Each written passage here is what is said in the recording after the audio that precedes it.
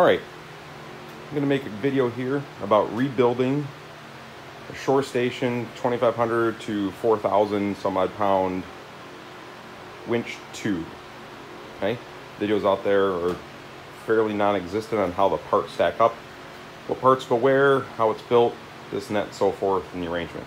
I'm rebuilding this because, as you can see, one of the bearings destroyed, and the lift cable was riding on the shaft, and as you can see, it broke. These are 9,800 pound shear strength cables. So we have our new cable here. And a couple points of interest I'd like you to see. This is the winch side of the tube. You can tell it's got the hole for the winch cable to come up through, which is situated right down here. Winch cable, just a cable with a single loop on the end. That goes to the winch side. The lift cable has a loop that doubles out, one longer than the other. Fairly simple to determine that the longer one goes to the rear of the lift. Now, the stack up of the parts in the tube here, again, this is the winch side of the tube, but it really doesn't matter. The other way you can tell is this is the anchor bolt for the lift cable. Remember that loop I showed you at the beginning? This will end up coming back in the tube like this, go through that hole, lined up with this bolt. That bolt secures it into the tube itself. So what you'll find in each corner of the winch tube is two pulleys. Okay, this one's obviously missing a bearing. I will get to that in a second. And these shims. These shims have a lip to them. You can see that right there. The side of the bearing, the side of the pulley that faces the outside of the wall, meaning this side, that lip goes like this. So it goes lip side down, then pulley, okay? Then two of these, and they are stacked like this. So it is lip side, lip side. So you're adding a gap, creating a spacer in there. Then your next pulley, obviously this isn't in there right, I gotta fix that. And the next spacer, lip out, bolt goes through. That's how you stack that part up. Now, we'll get to the cinch block side, okay? The cinch block, head it backwards, orients this way. So again, towards the winch, towards the stern. This piece, this welded piece, goes towards the stern. And what that does is, your loop to your lift cable, the loop with the double ends, loops through this way, gets her fixed like this, and slides in from the winch tube through here like so. Okay? Now,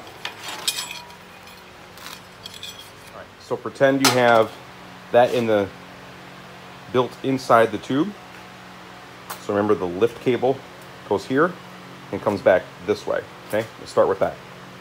You also, now you have in here, you have another pulley. It's identical to the two in the front and the pair in the rear. This also has two shims. Again, lip side towards the plate. So it's lip down, pulley, lip. This stacks make-believe that's in there like this, okay? But before you do that, you loop the winch cable, okay, underneath, up and over the top. So it's going to be on the top of the lift tube, which will then anchor in, as we said, to here. Now the reason you do it over top is, since it's anchored, it comes this way. On the bottom of the lift tube, will interact with the outboard pulley and go up here through this hole to the winch itself. The other pulley is for the winch cable, the lift cable, which goes down to the main carriage. These go in here like this. So remember, the cable's through from the bottom up top to the front. This is the solid pin. This goes in here and it fits in there like that. A little tough one-handed, but you get the idea. Then you have these caps. Okay, you can see a little dimple in there, mushroom rounded. These will sit on here like this and keep that, allow that to shim and wobble without binding as it goes down the tube. Now, stacking these pulleys, this is what it's going to look like inside the tube itself. You have the bolt through. One piece to note, pretty simple, pretty straightforward. This is the outside block on the lift tube. Line up with the holes flat at the top. Pretty straightforward. So you have your bolt here through the tube. Spacer, lip down. Pulley, spacer, lip down. Spacer, lip down. Spacer, lip up. And you have your next pulley. Then you have your next spacer, lip up. This is the sleeve. All this gets built onto there, right? So all that will sit all on that sleeve. I'm not doing it right here because I'm doing it one-handed, but you get the idea. Then through that bolt goes through the tube, the next spacer, the next plate, and you have your nut. These do not need to be impacted. That's what happened to this winch. Bought it used, or this lift. I bought it used, and the rear was so tight that the bearing wasn't allowed to freely turn, and I think it seized up, and that's what happened. So that's how you build this stuff out. We'll get to it here. We'll show the final product and how to install it. One thing to note on the stack up, when it's built, you should see that gap there, and with these lips, that inner sleeve, you can see just holds on to it, and it might be a little snug at front here. I got some burrs here I'm going to clean up, but that'll slide right in, and because that sleeve holds to these spacers, they don't fall off as you roll them in to line them up with your hole. All right, I cleaned up both ends of the tube. Just use just a file. Cleaned up real nice, no problem. Now, again, lips out, in, a little bit of a drag, which is just fine. Whoop, and it went too far. So if it does push in too far like I just did, just a long reach screwdriver in the top here. You can just walk it back a little bit. There you go. You'll see your hole there. Right, nice and aligned. And again,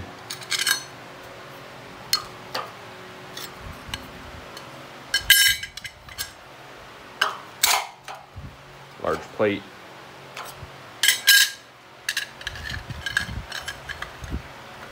Plate bolt hole through to the other side. All right, now we'll get to cabling. Actually, before we do that, here's what we're gonna do. All right, so I'm going to use Mercury Extreme Performance Grease. Quicksilver, I'm a big Mercury fan, so we're gonna use this. Now, for the bearings, I'm replacing all the bearings. I had to buy one new pulley, as you can suspect, because of the destroyed one that you saw.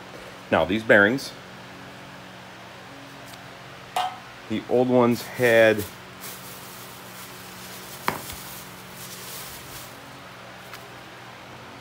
see if we can zoom in here on the part number.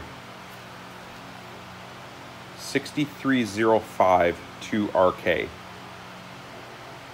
6305 is the actual number of the part. 2RK is 2 seals, front and back. Okay. Timkins, same part number, 10 bucks each. Easy peasy. They fit right in, already trial fit them. So that's what we're gonna do. All right, stringing it up. Here's what I got going on.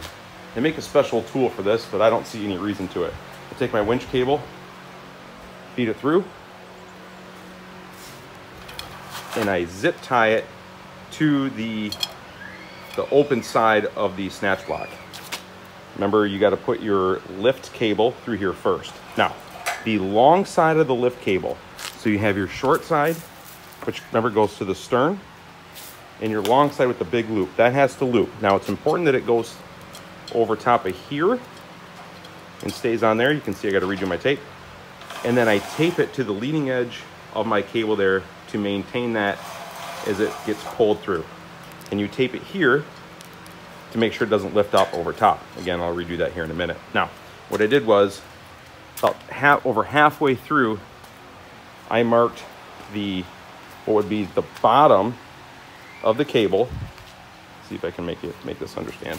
So it leads from the top through the bottom, and on this side, I want to know what side actually is supposed to be on the bottom of my pulley, because as this loops through, this is going to go to the top, come through the top here, and on the top of the pulley on that side and down.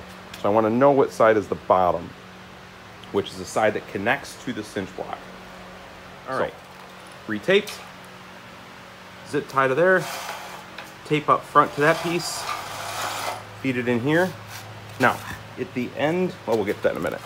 And you can really just kind of feed this through at this point. So this is too long. The tube is too long. There, now see, there's the end. So the cable's gonna go like this around these rear pulleys, and it's gonna go on this side. So this is the stern of the lift, and the cable that loops will go on the inside of the lift. The cable that's gonna go down is gonna go on the outside.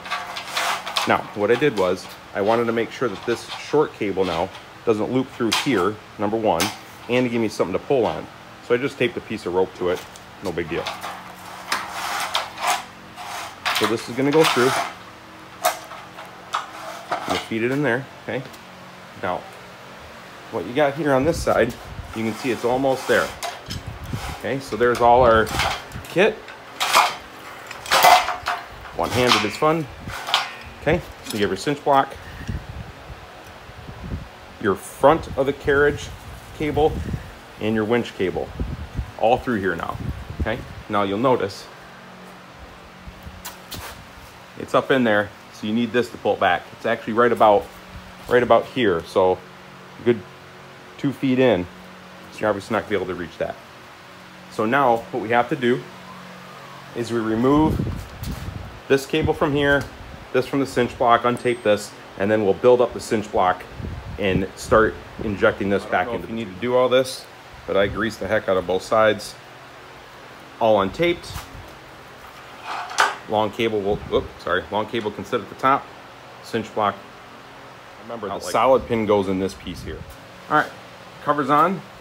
We're gonna grease the heck out of these, and the winch cable feeds up from the bottom. Okay, so cinch block is this vertical like this, and this will fit through like so and comes over top. So again, a bunch of grease on those caps, and then we're gonna pull it back through, and this cable will sit up top. We'll get to that in a minute. I used the rope and finessed it, pushed it back through. You can see we have the front carriage still here, the winch cable loop end here. On the back, we have the stern cable bolt, and I misspoke earlier on the rear loop. The black tape, which is actually the loose end for the front, this actually is the top of the pulley. So it comes from the loop on the cinch block, on the bottom around the pulley, back through the top here. So what that does is it tracks down here, top of the cinch block, will come on top of the pulley here, and then down through that hole right there. Hope that makes sense. Now you can see what I did here. I pre-built these two out. The rear and the front and rear, they're the same. So I got them pre-greased, pre-packed. So now all I got to do is feed them into here as you load these cables in and build them that way. All right. So I lined this up. What I found worked easy enough is this is the loose end of this front cable, right? Is to walk it in that way. is to just push it in like this and walk the whole pulley system in.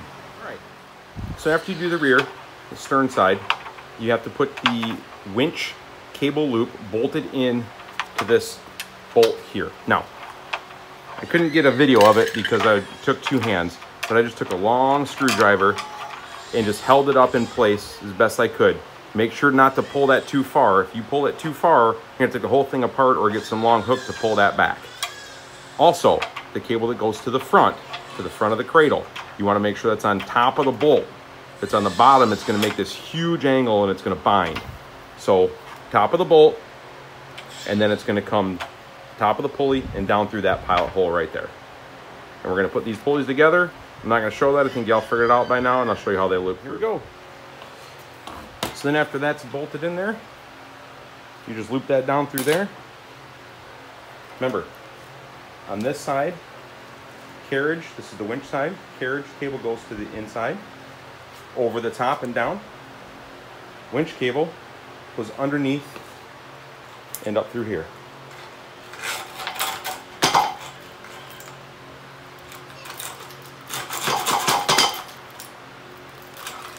We'll get that in the back. I loop the rear one down, and the carriage is on the outside on the stern. There she goes. I don't recommend tightening these with any impact. I think a little snug is just fine. These aren't going to go anywhere. You don't want to crush the tube, because I had to bend my tube back apart to fit all these parts in. Tighten that down. This one can be tighter, but doesn't need to be. There you go. Rebuilt winch tube.